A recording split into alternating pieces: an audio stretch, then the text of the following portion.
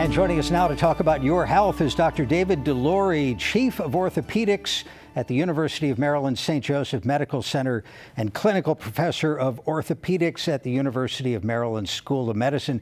Doctor, thank you so much for joining us. You perform a lot of joint replacements, knee replacements in particular. What are the factors that lead a patient to consider that surgery? Well, most certain knee surgeries are done for people who have osteoarthritis, which is garden variety wearing out of the joint where the cartilage actually becomes destroyed, whether it be due to trauma, overuse, a prior injury, or sometimes, rarely, an inflammatory problem, a congenital problem. But once the cartilage is destroyed and the patient has significant pain, stiffness, and changes in their quality of life, and they've tried the alternatives to surgery, many, an increasing number of patients turn towards the choice of having their joint replaced or total knee replacement. And what does that mean exactly? What parts of the knee structure are becoming mechanical instead of biological?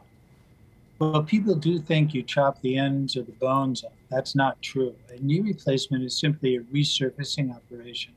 So it replaces the cartilage that has become damaged or diseased with smooth plastic and metal. So it's basically a resurfacing operation, and it does two things. It gets rid of that raw bone, which rubs on raw bone and causes pain, stiffness, lack of confidence on uneven surfaces, which is a real problem for people. And the other thing it does is it rebalances the ligament. So someone who's severely knock-kneed or severely bow-legged, when they have their joint replaced, their limb is placed back to how it was prior to the arthritis. So the patient feels much more comfortable, much more confident, and much more stable. The newest innovation in your practice is the use of robotics in the operating room. What's the benefit of that to the surgeon and to the patient? I think the biggest benefit of a robot is that it allows the surgeon to individualize what each patient would receive in the operating room. And in the past, and I would say the distant past, patients who are either stiff or loose ligamented or knock-kneed or bow-legged, they all got the same surgery. Now with the robot, we have a tremendous amount of information that we can utilize prior to doing the procedure, where we can see exactly what we're going to do for that individual patient. And the ability to individualize that procedure, have the knowledge that it's being done exactly as planned during the surgery, gives the surgeon much more confidence, and I think it gives the patient a much better likelihood of a good outcome. Tell me a little more about the robot. It didn't look like the sort of thing we've seen in like abdominal operations where there's a bunch of tools, robotic controlled instruments sticking out of somebody. Well, there are several different types of robots. This robot is actually run by the surgeon.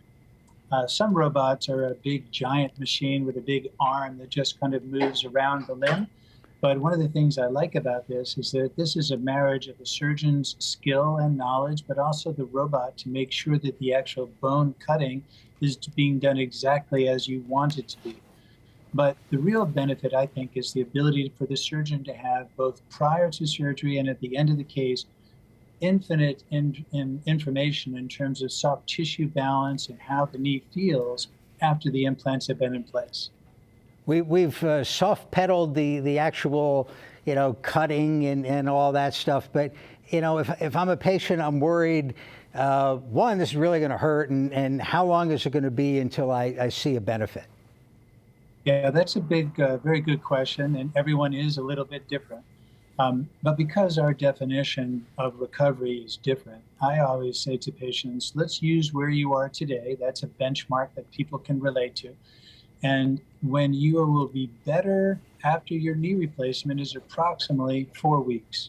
So patients will recover for months and months, and some take longer than that.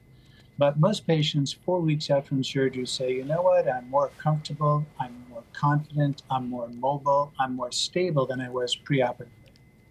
What else do patients want to know when you have preoperative meetings? Well, there's a big concern, and an appropriate one, that the surgery is dangerous and that it's very painful and that it has a high complication rate. And those are just not true. The chance of any complication, occurs in 1 to 2% of patients. And the longevity of the implants is much, much more longer than we ever thought it was. And 90% of these joints are functioning very well beyond 20 years. And they allow patients to recover. And this is another question: what can I do once I've had my knee replaced? And the answer is pretty much anything you want.